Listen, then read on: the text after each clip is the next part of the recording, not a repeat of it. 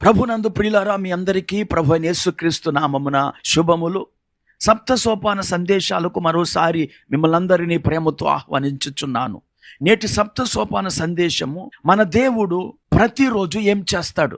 గత ఆదివారం ప్రతి క్రైస్తవుడు ప్రతిరోజు చేయవలసిన విషయాలను గురించి నేను మాట్లాడుతున్నప్పుడు ఆశ్చర్యకరంగా కొన్ని వచనాలు నా కంటపడ్డాయి. ఆ వచనాలు చదివినప్పుడు ప్రతిరోజు ఆయన కూడా మన పట్ల కొన్ని కార్యములను చేస్తాడు అనే విషయాన్ని నాకు తెలియచేశాయి.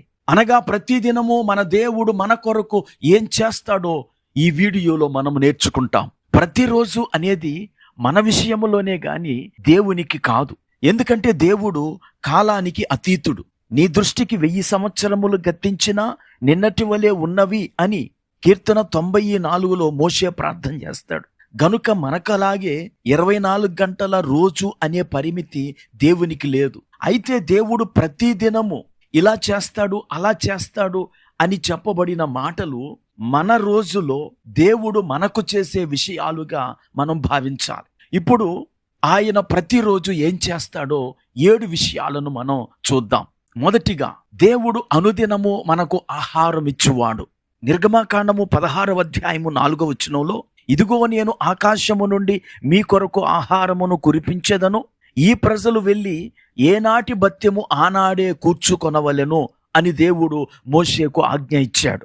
అనగా నేను ఆహారాన్ని ప్రతిరోజు కురిపిస్తాను, ప్రతిరోజు ప్రజలు ఆ ఆహారాన్ని కూర్చుకోవాలి అని చెప్పాడు. అనగా మన దేవుడు మన కొరకు ప్రతిరోజు ఆహారాన్ని సిద్ధపరిచేవాడు. మన కొరకే కాదండి, సర్వజీవుల కన్నులు నీ వైపు చూచుచున్నవి, తగిన కాలమందు నీవు వారికి ఆహారం ఇచ్చుదు అని కీర్తనాకారుడు 145:15లో చెప్పాడు.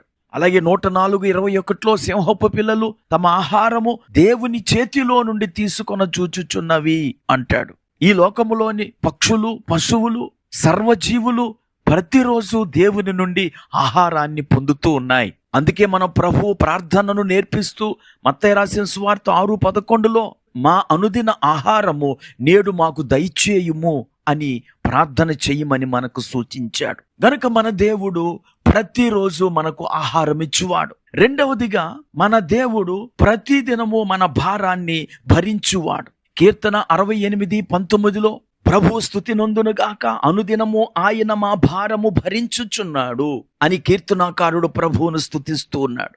అనగా దేవుడు ప్రతిదినము మన భారాన్ని భరించేవాడు. భారము అంటే ఏ భారము? ఈరోజు మానవునికి అనేక భారాలు ఉన్నాయి. కుటుంబ భారం ఉంది, మానసిక భారము, మెంటల్ బర్డెన్ ఉంది. అనగా ఆందోళనలు, భయాలు, నిరాశ, చింత, ఇవన్నీ మానసిక భారాలే. పేతురు రాసిన మొదటి పత్రిక 5:7లో పేతురు భక్తుడు ఇలాగు సెలవిస్తాడు, ఆయన మిమ్మును గూర్చి చింతించుచున్నాడు గనుక మీ చింత యావత్తు ఆయన మీద వేయుడి. ఈ మాటలు వింటున్న ప్రియ స్నేహితుడా, సోదరి, నీ పని భారమును, నీ కుటుంబ భారమును, నీ మానసిక భారాలన్నిటినీ ఆయన ప్రతిదినము భరించువాడై ఉన్నాడు. మూడవదిగా, అనుదిన ఉపదేశము. ప్రతిరోజు దేవుడు మనకు బోధించటానికి ఇష్టపడతాడు. ఇర్మియా గ్రంథం 7:25 వచనంలో, నేను అనుదినము పెందల కడే లేచి ప్రవక్తలైన నా సేవకులందరినీ మీ యొద్దకు పంపుచు వచ్చి తిని. అనగా దేవుడు మనకు ప్రతిరోజు సేవకుల ద్వారా బోధిస్తాడు, పరిస్థితుల ద్వారా బోధిస్తాడు, సంఘటనల ద్వారా బోధిస్తాడు.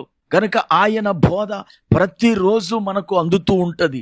ఆయన లోకములో ఉన్నప్పుడు కూడా లూకాసు వార్త 19:47లో ఆయన ప్రతిదినమును దేవాలయములో బోధించినట్లు మనం చూస్తాం. కనుక మన దేవుడు ప్రతిదినము మనకు బోధించేవాడు. నాలుగవదిగా, అనుదినము ఆయన న్యాయము చేస్తాడు. ఈరోజు అనేక మంది అన్యాయాలకు గురి అవుతున్నారు. మన వ్యాజ్యాన్ని దేవుని దగ్గర పెట్టినప్పుడు ఆయన ప్రతిదినము మనకు న్యాయము చేయు దేవుడై ఉన్నాడు. కీర్తన 7:11 చూడండి, న్యాయమును బట్టి ఆయన తీర్పు తీర్చును, ఆయన ప్రతిదినము కోపపడు దేవుడు.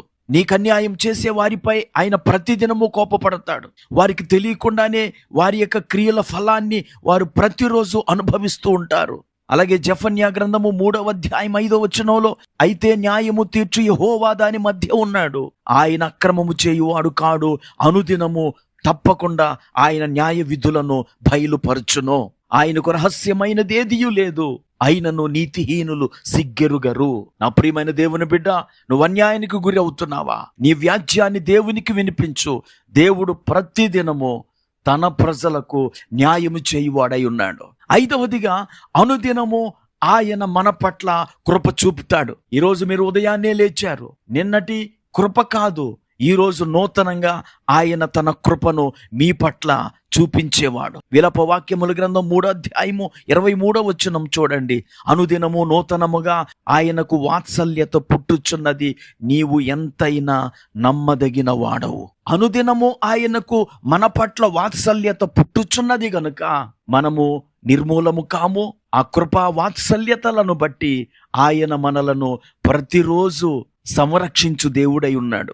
ఆరవదిగా, ఆయన ప్రతిరోజు మన కొరకు చేతులు చాపువాడై ఉన్నాడు. యెషయా గ్రంథము 65:2 చూడండి. లోబడనొల్లని ప్రజల వైపు దినమంతయు నా చేతులు చాపుచున్నాను. ప్రియులారా, ప్రతిదినము లోబడనొల్లని ప్రజల కొరకై తన చేతులను చాపుచున్నాడు.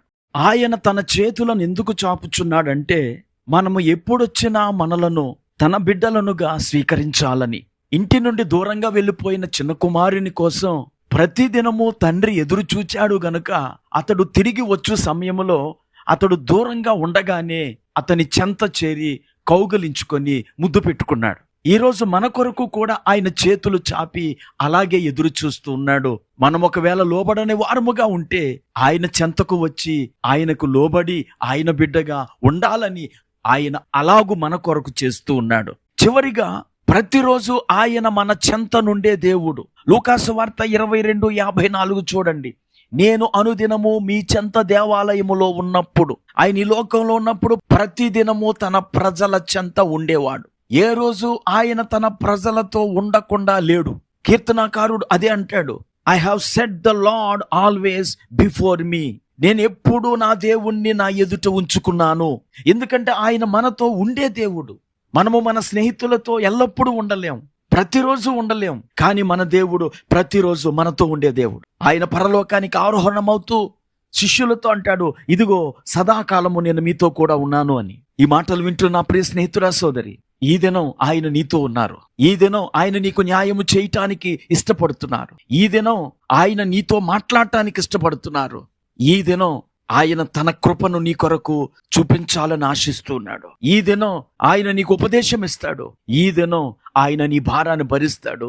ఈ దినం ఆయన నీకు ఆహారాన్ని సిద్ధపరచువాడు. ప్రార్థన చేసుకుందాం. కృపా కనికరము కలిగిన మా తండ్రి, నీకు వందనాలు. ప్రతిదినము మీరు మా పట్ల ఏం చేస్తారో ఈ వర్తమానం ద్వారా మీరు మాతో మాట్లాడారు. ఈ విషయాలను విన్న ప్రతి ఒక్కరూ ప్రతిదినము నీవు మాకు చేసే కృపలను పొందుకుంటూ దినదినాభివృద్ధి పొందే కృప మా బిడ్డలందరికీ దయచేయమని యేసుక్రీస్తు నామమున ప్రార్థించి వేడుకుంటున్నాము. ఆమేన్.